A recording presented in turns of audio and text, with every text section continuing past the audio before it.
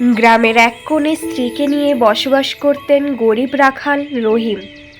সে ছিল ভীষণ পরিশ্রমী, কিন্তু তার সংসার ছিল খুবই ছোট। এই নাও রহিম, তোমার খাবার নিয়ে এলাম। ধন্যবাদ হালিমা, তোমার মতো স্ত্রী পেয়ে আমি অনেক ভাগ্যবান। ওরা দরিদ্রের মাঝেও ছিল সুখে। কিন্তু হঠাৎই একদিন যখন রহিম মাঠে চাষ করছিল, ঠিক তখনই এক ধনী ব্যক্তির মেয়ে আসে, যার নাম রুবিনা, এবং সে রহিমকে দেখে বলে যে, রহিম, তুমি খুব পরিশ্রমী মানুষ। ধন্যবাদ, আমি একজন গরিব চাষি মাত্র। ধীরে ধীরে রহিমের মনে জেগে ওঠে লোভ ও লালসা, এবং সে স্বপ্ন দেখে ধনী ব্যক্তি হওয়ার।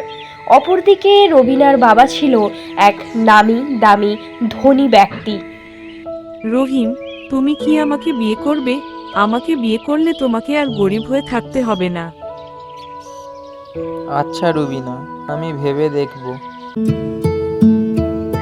রুবিনার বাবার সম্পদের আশায় রহিম বিয়ে করে নেয় রুবিনাকে। তুমি যদি দ্বিতীয় বিয়ে করে সুখে থাকো, তবে আমি কিচ্ছু বলবো না। রহিমের প্রথম স্ত্রী, যে ছিল হালিমা, যার কোনো দোষই ছিল না, সে চুপচাপ সব কষ্ট সহ্য করতে থাকে, এবং রহিম তার দুই স্ত্রীকে নিয়ে একই ঘরে বসবাস করে।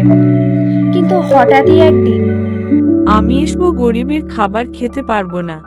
সংসার চালাতে কষ্ট হয় ছোট, কিন্তু ধীরে ধীরে সব হবে। উফ, দুই দিকে সামলাতে পারছি না আর। ধীরে ধীরে রহিমের সংসারে অশান্তি বাসা বাঁধে এবং সুখ হারিয়ে যায়। হঠাৎই একদিন যখন রহিম রোগে শয্যাশায়ী, ঠিক তখনই আমি চলে যাচ্ছি, এরকম গরিবের জীবন আমার জন্য নয়।